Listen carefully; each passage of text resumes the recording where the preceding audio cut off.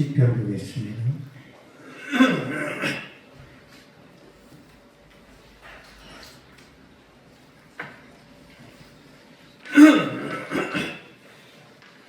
시편 2편 10절에서 12절까지 보겠습니다. 10절에서 12절까지 같이 읽겠습니다. 시작. 그런즉 그놈들아 너희는 지혜를 얻으며 세상의 착한 분들아 너희는 교훈을 받을지어다. 여호와를 경외함으로 숨기고 떨며 즐거워할지어다. 그가 그에게 입맞추라. 그렇지 않으면 진노하심으로 너희가 길에서 망하리니 그의 진노가 극하심이라. 여호와께 피하는 모든 사람은 다 복이 있도다. 아멘. 그 아들에게 입맞추라 라는 제목으로 말씀 전하겠습니다.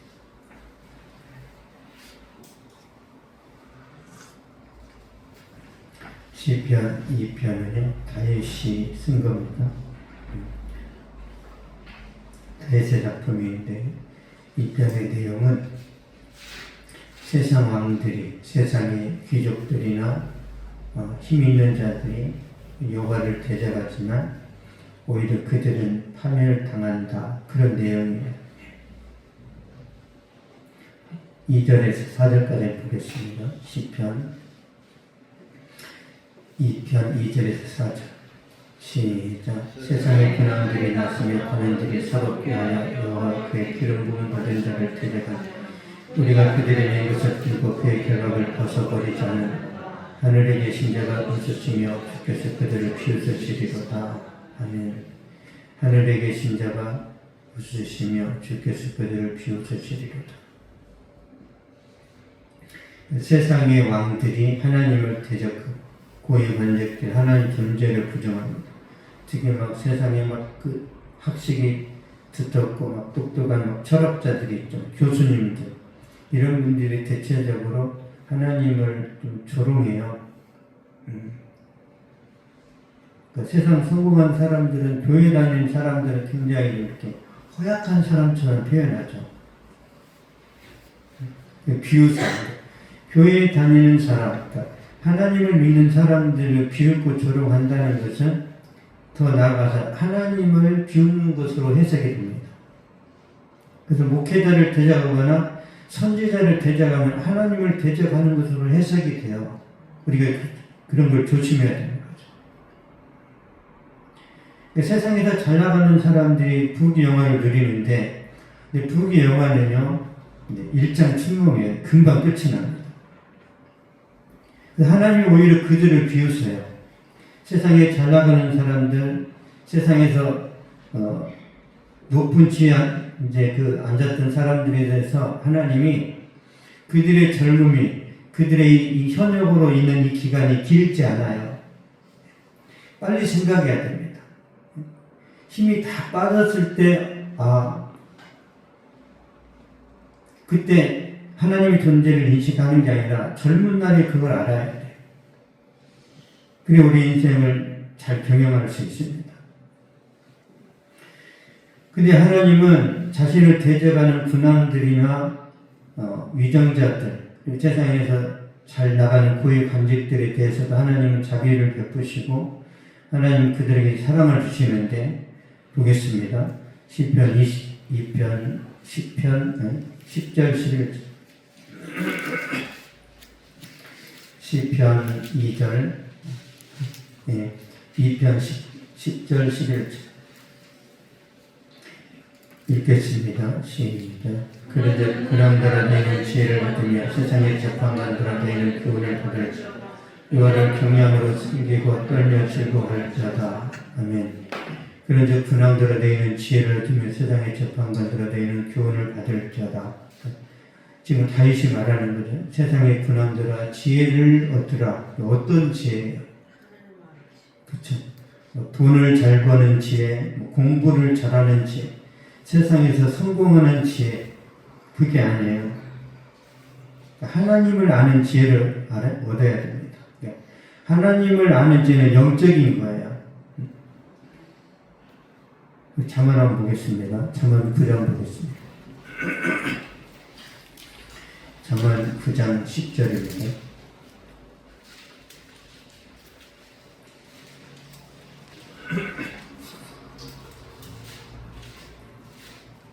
9장 10절 시작. 여호와를 경외하는 것이 지혜의 근본이요 거룩하신 자를 아는 것이 명철입니다. 아멘. 여호와를 경외하는 것이 지혜의 근본이요, 하나님 아는 것, 하나님이 어떤 분인지를 경외하는 것, 이게 지혜라는 거죠. 그렇지만 세상 학문으로는 하나님을 알 수 없습니다. 세상 지식이나 상식으로, 세상의 어떤 경제적인 지식으로 하나님을 알 수 없죠. 그러니까 이게 일반 은총의 한계. 아무리 역사를 공부해도 하나님을 알 수 없습니다. 그러므로 세상에서 똑똑하고 성공한 사람들이 하나님을 만나는 건 더 어려워요. 고린도전서 1장 보겠습니다. 고린도전서 1장 21절.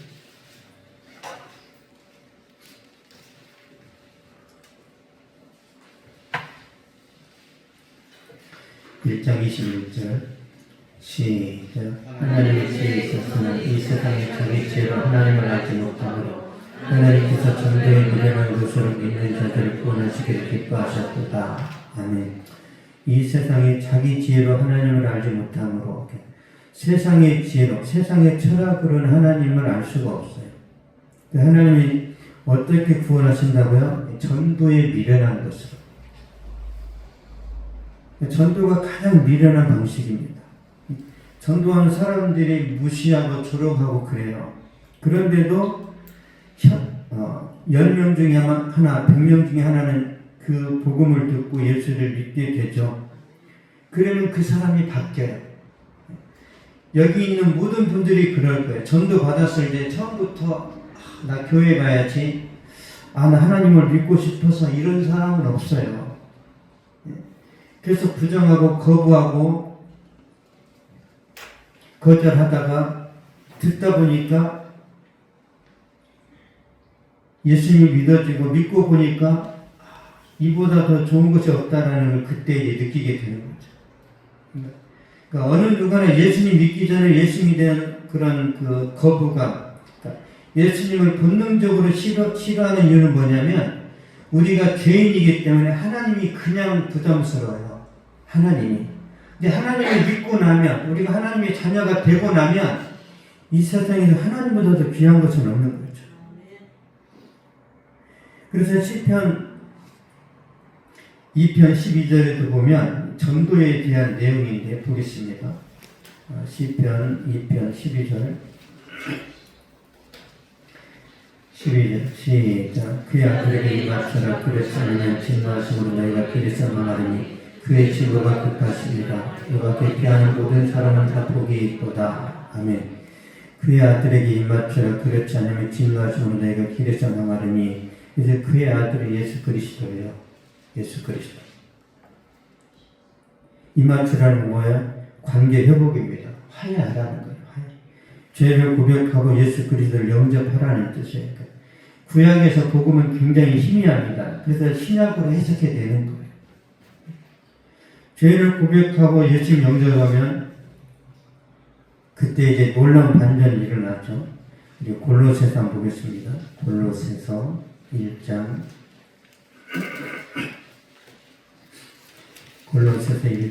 20절에서 22절.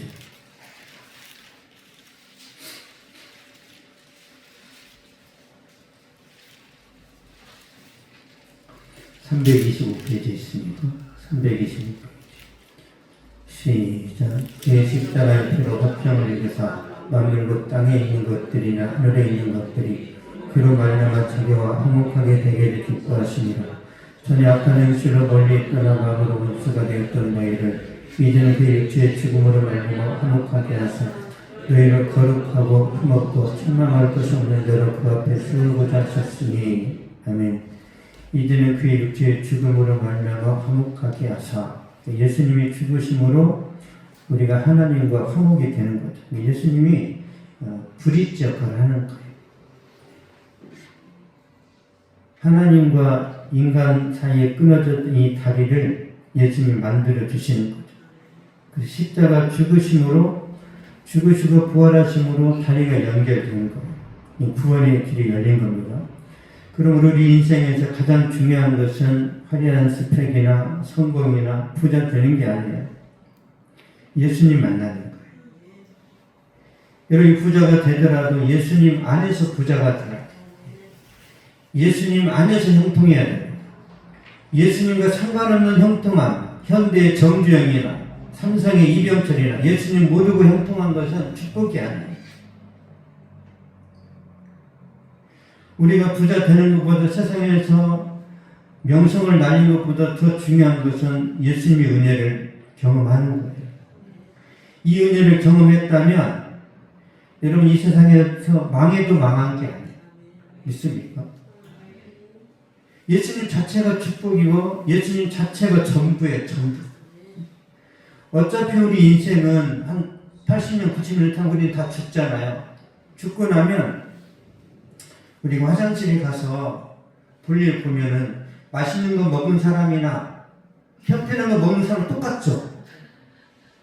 이 땅에서 내가 성공하나 그냥 평범하게 사나 주님 앞에 가면은 이 땅에서 부귀 영화는 별로 중요하지 않아요. 주님을 얼마나 깊이 얼마나 친밀하게 알았느냐로 결정되는 거예요.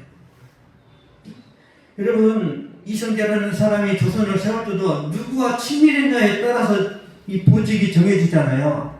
주님도 그걸 사용하십니다. 목회자냐 평신도냐가 아니에요. 얼마나 나랑 친하냐. 주님은 직분자가 아니라 거룩한 사람을 찾으세요. 거룩한 사람, 신실한 사람. 그러니까 그냥 청년일지라도 거룩하면 주님이 쓰시고 목회자일지라도 거룩하지 않으면 엘리처럼 하나님이 쳐내시는 거예요. 그래서 우리가 순수해져야 되고 본질에 집중해야 되고 내가 얼마나 길게 얼마나 오래오래 교회를 다녔느냐가 아니라 짧게 다녔다 하더라도 진짜 내가 주님을 진심으로 사랑하는지 주님이 내 인생에서 정말로 가치가 있는지 주님은 그걸 보시는 거죠.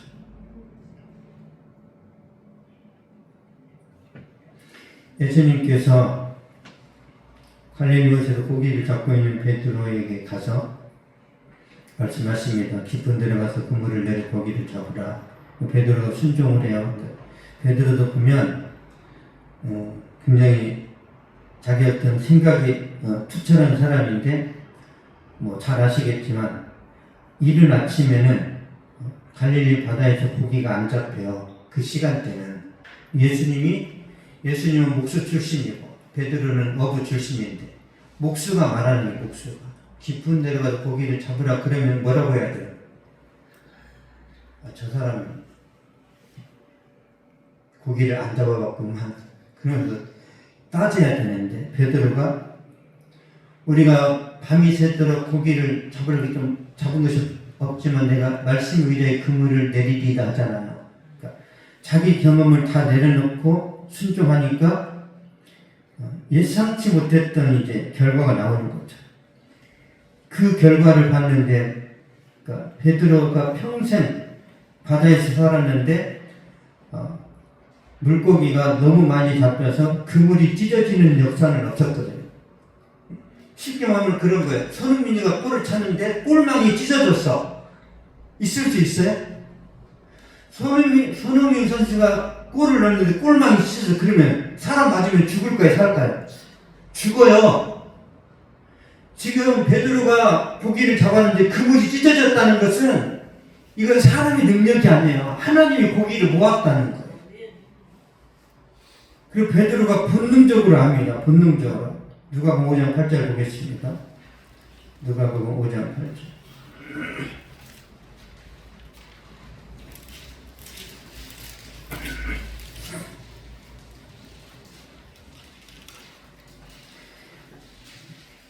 (5장 8절) 시작. 시몬 베드로가 이를 보고 예수의 오르막에 엎드리되 주여 나를 떠나소서 나는 죄인이로소이다. 아멘. 주여 나를 떠나소서 나는 죄인이로소이다. 갑자기 왜 이 말을 하냐는 거예요. 고기가 많이 잡혔는데 중요한 것은 이분이 하나님이구나 이런 거예요. 자, 우리가 밖에 나갔는데 호랑이가 나타났어. 그때 두려움하고 하나님이 나타났을 때 두려움하고 같아요? 틀려요? 호랑이가 나타나서 어떻게 해요? 얼어버리면서 막 똥 싸죠. 오줌 싸고. 호랑이 안 만나봤어요? 큰 개가 나타나면 여러분 어떻게 돼요? 그냥 공포에 떨잖아요. 근데 하나님이 나타나면 회개해요, 회개. 호랑이 나타났을 때 두려움하고 하나님 나타났을 때 두려움하고 달라요. 회개가 터집니다.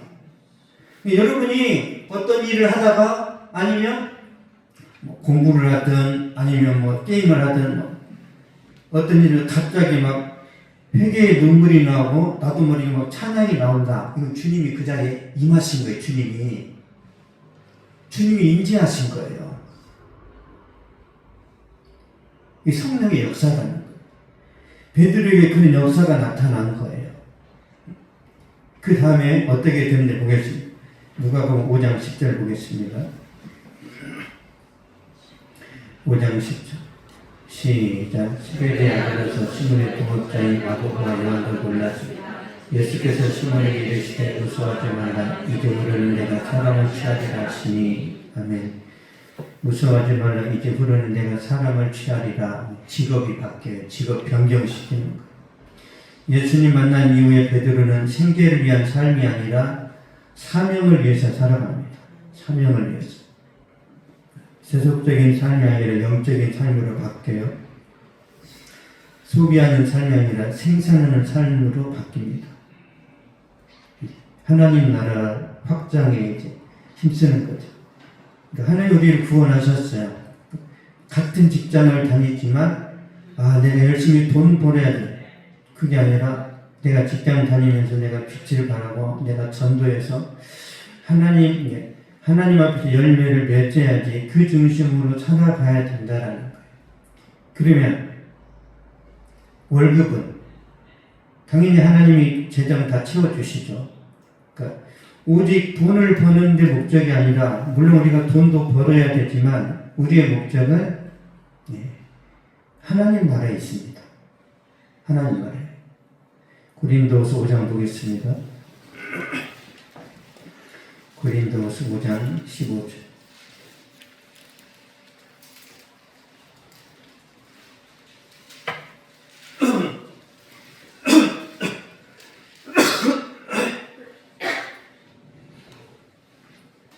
고린도후서 5장 15절.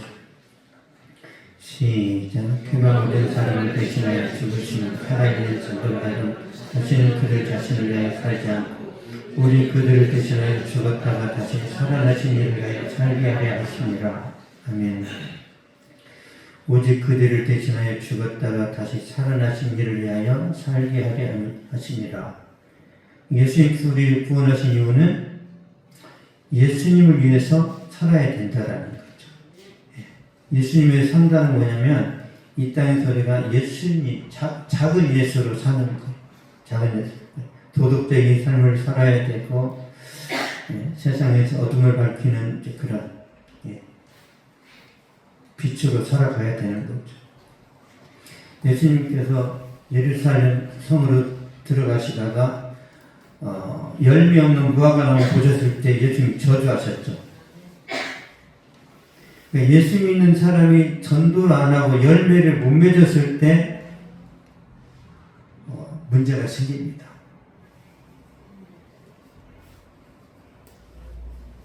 우리는 다 열매를 맺을 수 있어요. 열매를 내가 맺어요? 성령께서 맺어요? 성령께서. 그래서 우리가 우리 신분을 그냥 노출하면 됩니다. 나 교회 다니고 나 예수 믿는 사람이고 그래서 나는 정직할 수밖에 없고 이중 정도를 써도 안 되고 그러니까 예수 믿는 사람의 품격을 보이면 사람들이 욕을 합니다. 자기밖에 모르고 편협하고 독선적이라고 욕을 하지만 결정적인 순간에는 그 사람들이 교회 다니는 사람을 찾아와서 내가 이럴 때는 어떻게 해야 되냐라고 또 물어봅니다. 그래서 제가 전도한 사람이 몇 명이 평소에는 욕합니다. 계속 욕해요. 교회 다니는 사람 욕하고 계속 괴롭히고 비난하다가 자기들의 삶이 힘들면 그때 상담을 해요. 어떻게 해야 되냐. 그래 같이 교회 가자. 주님이 이걸 원하세요. 주님이. 이게 우리의 사명입니다. 우리는 생계를 위해서 살지 않아요. 비전을 위해서, 목적을 위해서. 그러면 주님이 우리의 의식들을 다 책임지신다고 그러죠. 하늘에 있는 새도 먹이시는데. 그러니까 우리의 마음이 이 세상이 아니라 하나님 나라에 집중되어 있어야 됩니다. 물론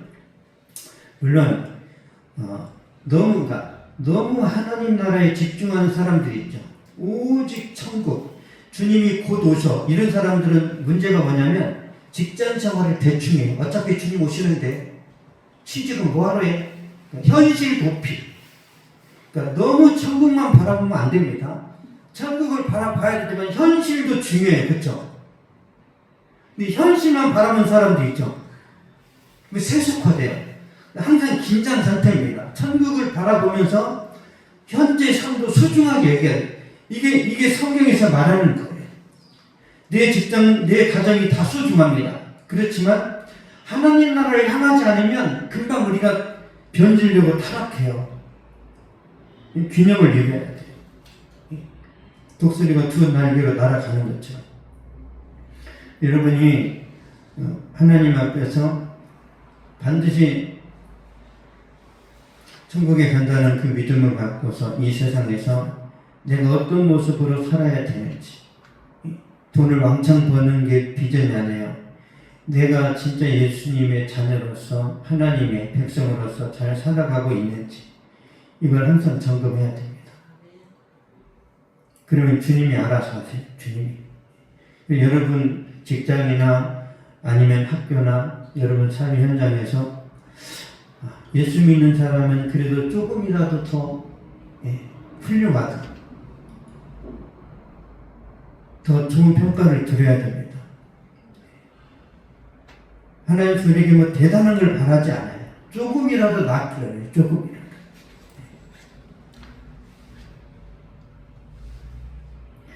기도하겠습니다. 살아계신 아버지 감사합니다. 우리를 주님의 십자가의 피로 구원해 주시고 하나님의 자녀 삼아 주시니 감사합니다. 하나님께서 구원받은 우리를 바로 천국으로 데려가지 않으시고 이 땅에 남겨놓으신 것은 우리에게 하나님의 뜻이 있고 하나님의 비전이 있어서 남겨놓으신 줄로 믿습니다. 그러가신 아버지, 이 땅에서 어떤 모습으로 살아가야 되고 어떤 정체성으로 인생을 펼쳐가야 될 것인지 하나님께서 가르쳐 주시고 깨닫게 하여 주시옵소서. 우리 인생이 한때이고 우리의 젊음도 쉽게 지나가 버립니다. 그러가신 아버지, 정말 우리가 나이 맞게 멋진 인생을 펼쳐갈 수 있도록 은혜를 투하여 주시고 깊이 생각하게 하여 주시고 말씀에 근거하여 내 인생을 잘 세워나갈 수 있도록 붙들어 주시옵소서. 이 한 주간에도 하나님의 은혜와 하나님의 축복과 능력이 모든 성도들의 삶 가운데 넘쳐나게 하여 주시고 살아계신 주여, 오직 말씀으로 오직 성령으로 승리하는 그런 삶이 되게 하여 주시옵소서. 감사드리며 예수님의 이름으로 기도하옵나이다. 아멘. 하늘에 계신 우리 아버지, 이름이 거룩히 여김을 받으시고 나라가 임하옵시며 뜻이 하늘에서 이루어진 것 같이 땅에서도 이루어지며 오늘 우리에게 일용할 양식을 주시옵고 우리가 우리에게 죄진 자를 사하여 준 것 같이 우리 죄를 사하여 주시옵고 우리를 시험에 들게 하지 마시옵고 다만 에게서 구하시옵소서. 나라와 권세와 영광이 아버지께 영원히 있사옵나이다. 아멘.